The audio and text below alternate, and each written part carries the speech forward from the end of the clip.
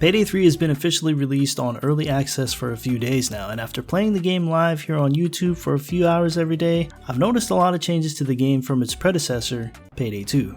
Come on, boys. I will suck your toes. What did he say?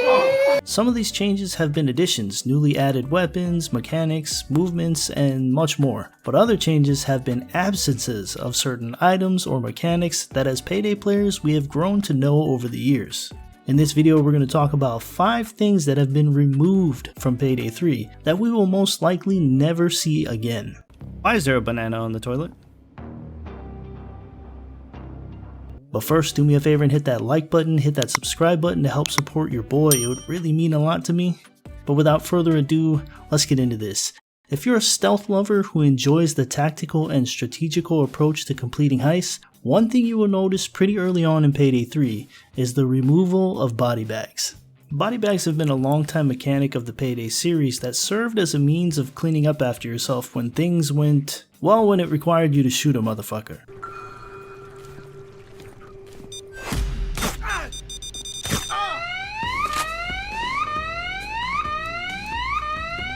They allowed players to dispose of dead guards or civilians during stealth heists either by placing them out of view or even in dumpsters.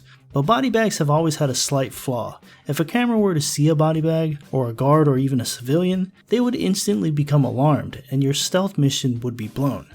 And it always left me wondering, if a camera sees a body bag and knows it's a dead person, then why the fuck does it matter if the dead person is in the body bag? But in Payday 3, body bags have been removed entirely. And with the mechanic of being able to carry and move around bodies, I don't really see the need for them to return anytime soon. Now as for my loud heisters out there, some of you might be saddened and others of you will be relieved to know that after hours of gameplay on different difficulties, I can safely say that Captain Winters has been removed from the series.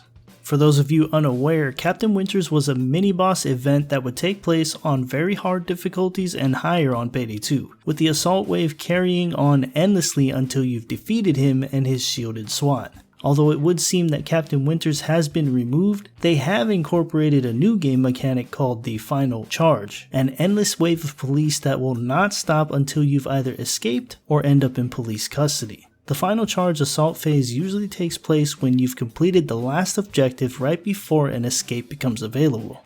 Do be careful as this endless wave can and will eventually run you and your team out of both ammo and meds. So don't get greedy and don't be a fucking tough guy. When it's time to dip, goddammit. Another change that I've noticed will affect all players whether you enjoy playing stealth or loud. Payday has removed the ability to use SMGs and shotguns as secondary weapons. I'll be honest, it was nice to have an automatic secondary weapon for when shit hit the fan, but it also forces you to play a lot more strategic and tactical, which is kinda what they were going for in this particular title. So I guess goodbye forever to secondary spam weapons. Moving forward, with the new lockpicking mechanic for doors and safety deposit boxes, a lot of players are ecstatic, me included. With the previous lockpicking system taking so long that on certain heists players would equip a portable saw in their loadout just to be able to save valuable time on completing a heist. Well, have no fear. As it stands, the portable saw from Payday 2 called the OVE 9000 has too been added to the list of things removed from the Payday series.